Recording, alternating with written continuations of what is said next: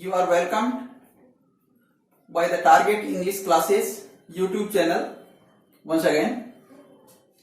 तो स्टूडेंट्स अपने चलते हैं जो पीछे की क्लास थी या पीछे का जो वीडियो था उसमें अपने क्वेश्चन और आंसर पे चर्चा कर रहे थे। मैंने आपको प्रश्न नंबर 5 तक बताया था, प्रश्न नंबर 5 तक अपने हल कर लिया था। अब अपने चलते हैं क्वेश्चन आंसर।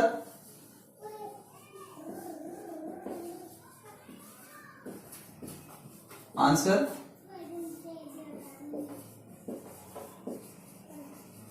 रोम 10/8 और क्वेश्चन नंबर 6 से स्टार्ट करते हैं अभी।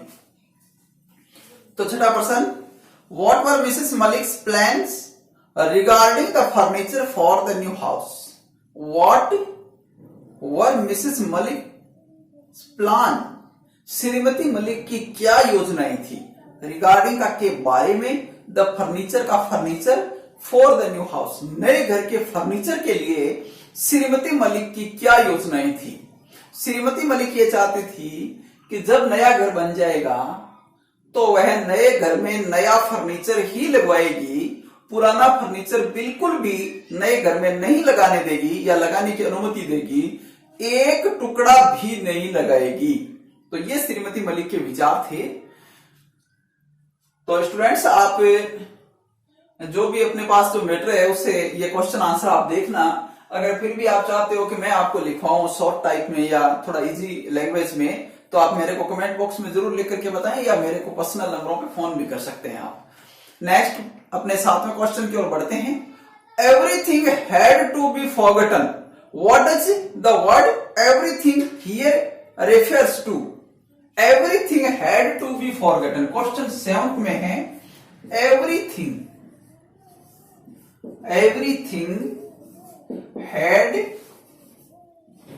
had to be forgotten, सब कुछ भूलना पड़ा, सब कुछ भूलना पड़ा। श्रीमती मलिक को सब कुछ भूलना पड़ा। ये लाइन कहां है कि जब मकान बनकर तैयार हो गया तो अचानक पता चला कि उनके मकान को सरकार ने कब्जे पे ले लिया है, तो श्रीमती मलिक को सब कुछ भूलना पड़ा। तो यहां सब कुछ का क्या अर्थ है? यहां सब कुछ जो शब्द है, एवरीथिंग जो है, सब कुछ, सब कुछ का यहां पे क्या अर्थ है? तो इसका सीधा सा आंसर है, answer the word everything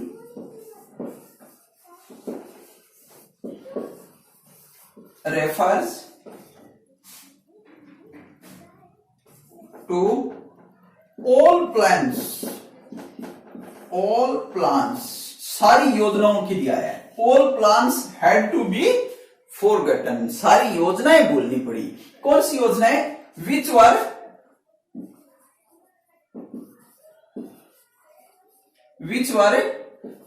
related to doing up the house, doing up the new house. कौन सी योजनाओं को भूलना पड़ा? जो वह रिलेटेड जुड़ी हुई थी टू डूइंग अप का सजाने के लिए, द न्यू हाउस का नए घर को सजाने के लिए और नए घर में रहने के लिए जो योजनाएं बनाई थी श्रीमती मलिक ने, वो सारी योजनाएं श्रीमती मलिक को भूलना पड़ा। Everything had to be forgotten, सब कुछ भूलना पड़ा। सब कुछ का मतलब ऑल प्लान्स, सब योजनाएं। Next question, what reasons does Mrs. Malik have to be happy and consoled on being transferred from Delhi after the acquisition of their new house by the government? What reasons, कौन से कारण थे या कौन से कारण है? What reasons does Mrs. Malik have to be happy and consoled on being transferred from Delhi? कि जब दिल्ली से दोबारा ट्रांसफर हो गया, कब? जब उनके घर को सरकार ने कब्जे में ले लिया, उसके बाद श्रीमान मलिक का फिर एक बार ट्रांसफर दिल्ली से बाहर हो गया। लेकिन इस बार जो श्रीमती मलिक थी वो परेशान नहीं हुई, वो बहुत खुश और अपने आप को सांत्वना महसूस करा रही थी, अपने आप को संतुष्टि महसूस करा रही थी। तो ऐसे कौन से कारण थे? क्योंकि इससे पहले आपने ये पढ़ा है कि श्रीमती मलिक तो बहुत परेशान हो चुकी थी बार बार ट्रांसफर से, लेकिन अब वो इस ट्रांसफर से बहुत खुश थी। तो ऐसे कौन से कारण थे जिनकी वजह से वो इतनी खुश थी और वो अपने आप को संतोषजनक महसूस करा रही थी या अपने आप को सांत्वना महसूस करा रही थी? कौन से कारण थे? जबकि कारण तो परेशानियों वाले थे, ट्रांसफर हो गया था, उनके मकान को सरकार ने कब्जे में ले लिया, तो बात तो दुखी होने वाली थी, लेकिन फिर भी श्रीमती मलिक खुश थी। What were the reasons? क्या कारण थे? तो कारण स्पष्ट है, 3 कारण थे। 3 कारण कौन से थे? नंबर 1, आंसर देखो इस 8वें प्रश्न का, रीजंस। कारण नंबर 1, सी wouldn't be या सी would not see her house more। हाँ, सी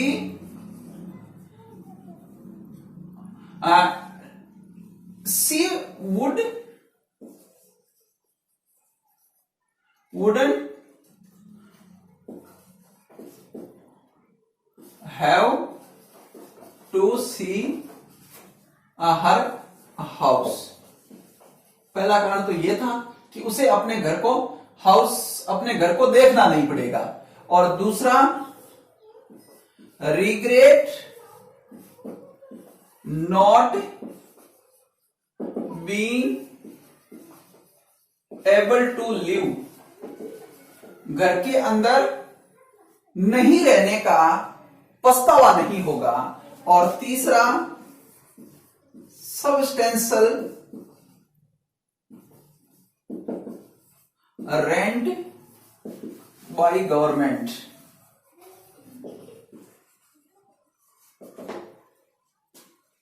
सब्सटेंशियल रेंट बाय गवर्नमेंट। एक कारण तो यह था कि अब उसे अपने घर को और अधिक देखना नहीं पड़ेगा क्योंकि आंखों के सामने नहीं रहेगा। और दूसरा, घर के अंदर नहीं रहने का पछतावा नहीं होगा। और तीसरा कारण क्या था? सरकार की ओर से मिलने वाला उचित किराया। इन तीनों के बारे में सोच करके और श्रीमती मलिक वो बहुत खुश और अपने आप को संतोषजनक महसूस करा रही थी। नेक्स्ट क्वेश्चन है 9th question, who suggested the room size 10/8 and whom? Very easy question है। हु सजेस्टेड, इसमें 2 प्रश्न है, एक तो हु सजेस्टेड और आगे है टू whom। पूरा प्रश्न मैं नहीं लिख रहा हूं कि 10/8 का जो कमरा था उसका सुझाव किसने दिया और किसको दिया? 10/8 का जो कमरा था उसका सुझाव किसने दिया और किसको दिया? तो स्टूडेंट्स, ये तो अपने बिल्कुल इजी है। मैंने आपको पहले भी बताया था कि जो हु सबसे पहले आ जाए तो उसको हटाना है और उसकी जगह ही सब्जेक्ट करना है। तो ये तो अपने को पता ही है कि मिसेज मलिक ने ये सुझाव दिया था। मिसेज मलिक, आगे सेम प्रश्न आ जाएगा टू तक और होम को हटा दो और इसकी जगह दूसरा जो उत्तर है वो आ जाएगा to the architect. To the architect. वास्तुकार कौन? जिसको मकान बनाने के लिए निर्धारित किया था। To design the house. वास्तुकार, the architect who was engaged to design the new house, जिसको नया मकान बनाने के लिए निर्धारित किया था, उस वास्तुकार को श्रीमती मलिक ने सुझाव दिया। Next question students, question 10।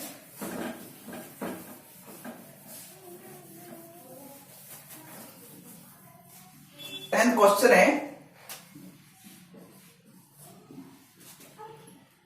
why was the architect perplexed?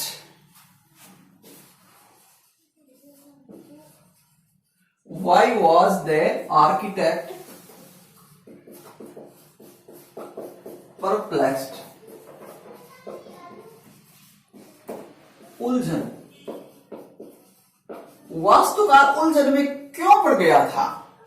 Because she couldn't understand वह समझ नहीं पाया। She couldn't understand the suggestion of Mrs Malik about the store room and the room 10/8, क्योंकि वो श्रीमती मलिक के उस सुझाव को समझ नहीं पाया जो स्टोर रूम से और 10/8 के कमरे से जुड़ा हुआ था। Because the architect was perplexed. Because question कैसे आंसर कैसे बनेगा? The architect perplexed because he couldn't understand the suggestion of Mrs Malik related to store room and the room 10/8। 10/8 का कमरा और जो भंडार कक्ष था उससे जुड़ा हुआ जो श्रीमती मलिक ने सुझाव दिया, उस सुझाव को वह समझ नहीं पाया। Next question 11, in what manner, किस प्रकार से या किस तरीके से was Mrs Malik's daughter in law, Shrimati Malik की पुत्र वधू सिमिलर का सम्मान थी to the figure in the sketch. घर में जो तस्वीर बनाई हुई थी उसमें और श्रीमती मलिक की जो पुत्र वधू थी उनमें क्या समानता थी या किस तरीके से वो दोनों समान थी? तो आपने ये पढ़ा था कि जैसे वस्त्र या जैसे कपड़े जो मैरून कलर की साड़ी श्रीमती मलिक की पुत्र वधू ने पहन रखी थी, वैसी ही साड़ी या वैसे ही रंग के कपड़े उस वास्तुकार के द्वारा उस चित्र में दर्शाए गए थे जो नए घर में बने हुए थे। और उस जो चित्र की ऊंचाई थी वो भी पुत्र वधू जितनी थी, हालांकि वो तो श्रीमती मलिक जितनी ऊंचाई की भी थी क्योंकि वो दोनों की सेम हाइट थी, लेकिन उसके खड़े रहने का और जो चित्र बना था उसका जो खड़े रहने का ढंग बनाया था वास्तुकार ने, वो भी मिलता जुलता था। Next, why could the Maliks not shift to their new house on Monday morning, when did they do so and why? देखो स्टूडेंट्स, ये एक ही पर्सन है लेकिन इसमें 3 पर्सन बना दिए। मैं पहले पर्सन लिखता हूं। Why did the Malik's, why did the Maliks not shift to their new house, not shift to their new house, to their new house on Monday morning? या खत्म हो गया पर्सन। अब आगे है when did they do so, इसी person में ही है when did they do so, और इसी में है and why, and why। अब देखो स्टूडेंट्स, ये क्वेश्चन तो एक ही है लेकिन एक ही क्वेश्चन के अंदर 3 क्वेश्चन दे दिए अपने को। जैसे देखो पहला पर्सन है, पहला why did the Maliks not shift to their new house on Monday morning, कि मलिक परिवार है वो सोमवार सुबह ही अपने नए मकान में शिफ्ट क्यों नहीं हो पाए या क्यों नहीं हुए? तो क्यों नहीं हुए, इस प्रश्न का उत्तर क्या होगा? Because it was raining in the Monday morning. Because, अब इस पहले का क्या आंसर हो जाएगा? Why did not shift in the Monday morning, because it was raining या heavily raining, it was heavily raining in Monday morning, in Monday morning। पहले का आंसर तो ये हो गया मंडे मॉर्निंग। अब इसी में दूसरा है when did they do so, उन्होंने फिर कब किया या शिफ्ट कब हुए? तो इसका आंसर हो जाएगा they shifted in the evening, शाम को शिफ्ट हुए in the evening। क्यों शाम को क्यों हुए? अगले दिन भी तो हो सकते थे। तो यहां करेंगे because Monday was an auspicious day for shifting, क्योंकि सोमवार शिफ्टिंग के लिए शुभ दिन था, इसलिए उनको सोमवार शाम को ही नए घर में जाना पड़ा। ये देखो एक ही क्वेश्चन के अंदर 3 क्वेश्चन बन गए। पहला है कि वो सोमवार सुबह क्यों नहीं हो सके, क्योंकि इट वॉज रेनिंग हेविली या हेविली रेनिंग इन मंडे मॉर्निंग, क्योंकि सोमवार सुबह तो बहुत तेज बारिश हो रही थी। तो उन्होंने कब किया, फिर शिफ्ट कब हुए, they shifted in the evening, वे शाम को शिफ्ट हुए, because Monday was an auspicious day for shifting. ये तीसरे क्वेश्चन का आंसर है, क्योंकि सोमवार था वो शिफ्टिंग के लिए शुभ दिन था। Next, what did Mrs Malik not like about her daughter in law, Shrimati Malik अपने पुत्र वधू को पसंद क्यों नहीं करती थी, because Mrs Malik was an Orthodox thinking female थी, वो एक पुराने विचारों की या आपने कह सकते हैं कि परंपरागत विचारों की महिला थी, और जबकि हर daughter in law was a modern fashionable girl, उनकी जो पुत्र वधू थी वो आधुनिक फैशनेबल लड़की थी।